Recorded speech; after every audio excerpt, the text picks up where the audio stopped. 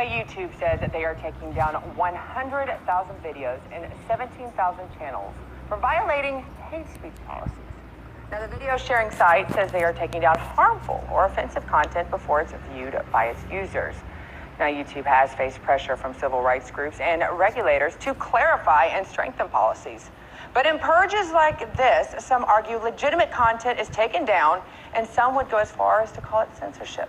Well, for more, we go to Todd Sefaradi, author of Big Tech Tyrant. Shalom Akim, like Sikah Halal, Yahweh Ba'ashem, Yahweh Shai, Ba'ashem Rakak Wadash, and double the apostles and others of great millstone and rule well, and peace and salutation to the Akim around the world that pushes true to the four corners of the earth. You know, you see a lot of brothers, you know, they're commenting on the same thing about you have brothers who pages being deleted, who pages getting striked for a lot of nonsense, but yet you'll see it have a lot of discrimination in this so-called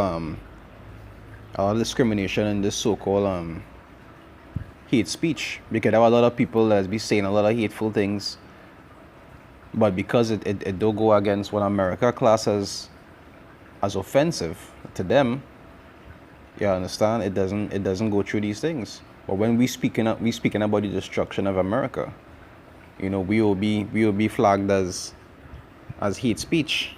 Or we talk about Esau, even though I like to say that Esau no longer exists. If that is the case, why is it classed as hate speech? If we're talking about people that don't even exist.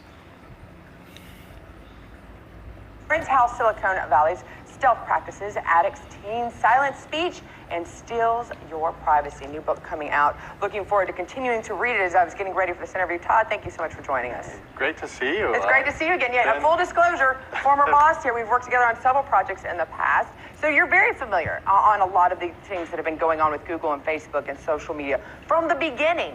That being said, what was your experience with Google and Facebook, and why do you say that were actually targeting certain groups like your company and others? Every day it just gets worse. I mean, we go back, and you know, because you were with us back then, but back in 2015, Tea Party News Network, we believe we were the first targeted by Facebook. We used to have 2 million visitors a day, and literally overnight, we went down to nothing. Our real-time traffic on Google Analytics, for people that know that, was around 18 to 20,000. Literally overnight, they pushed us off of a cliff.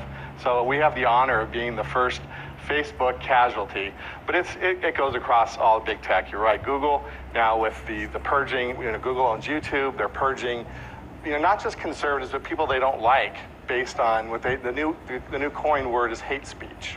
Now, who determines what's hate speech? That's the magic word.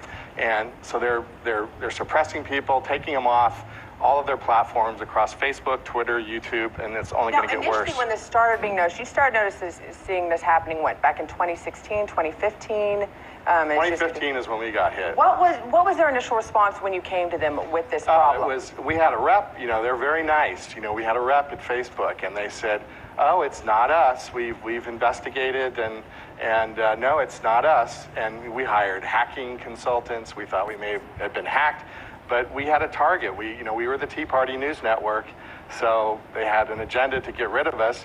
But as you know, a lot of our friends have slowly been either gone out of business.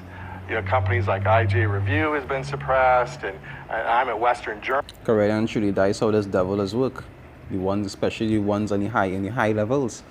If you're not compliant with what it is they want you to see, or you're saying things that are against their agenda, or you're bringing out things that they don't want people to find out, that is when you just become a target. Because I have a lot of brothers who be putting up videos. You'll see that a lot of the videos that has be flagged for removal, or that there's get strikes for, and there's be removed, there's be either they're bringing out things that Esau don't want coming out, or you're like probably who Esau is and what going to happen to them, or that you're talking about things that they don't want being talked about, like being anti-homo and all these other things. Now, our traffic has dropped 90% in the last 24 months. Well, and the thing is, critics would come in and say, or those that were saying on behalf of YouTube, they would say, those companies are almost private. I mean, some of them are publicly traded. It's their product. They can do whatever they want to with them. What responsibility do they have to you, the consumer? You don't have to use it. That's like saying AT&T is a private company, in which they are, but AT&T And Facebook and Twitter, they hide under this federal statute called Section 230 of the Communications and Decency Act, which protects them against lawsuits, which publishers don't have. If they want to be a publisher, fine, be a publisher. You can censor, you can say whatever you want, but AT&T can't cut off me calling you talking about civil rights or the Tea Party movement because they don't like what we're saying. Well, that's what Facebook, Twitter, Google now are doing. And the flashpoint is Donald Trump got elected. Okay? So he's promised he was going to take care of it, but do you think that he's doing enough right now? Is he having enough? I mean, what can he do? You talk about less government. Are you encouraging government to become more involved in regulating these type of industries? You have to understand, these are Apple, I think, crossed the trillion mark. Right. These are like countries. The executive branch can only do so much. We've met with Congress, we've met with the White House, we've given them data.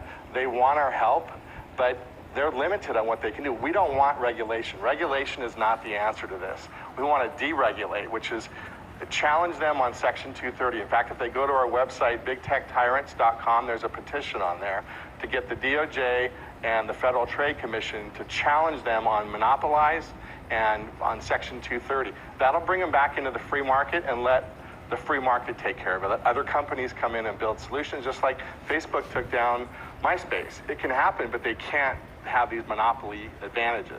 And let's just point out, it's not just conservative groups are saying, it's libertarian groups, even Democratic groups are saying if it's not along with something that is along their ideology, they feel like they're being hampered. That being said, a lot of people say, why don't you just go start your own? Why don't you just go start your own YouTube channel, go start your own? Why have those in response not been successful in starting projects that can be competition? Well, they haven't. First of all, you're right. Senator Warren is actually on board. It's a rare bipartisan thing where both sides, they have their own reasons for wanting to go after But it's the same ultimate goal. Big tech. But look there's two companies, one called Gab and Parler, that have tried to compete and be an alternative. So what is I call it the big tech cartel.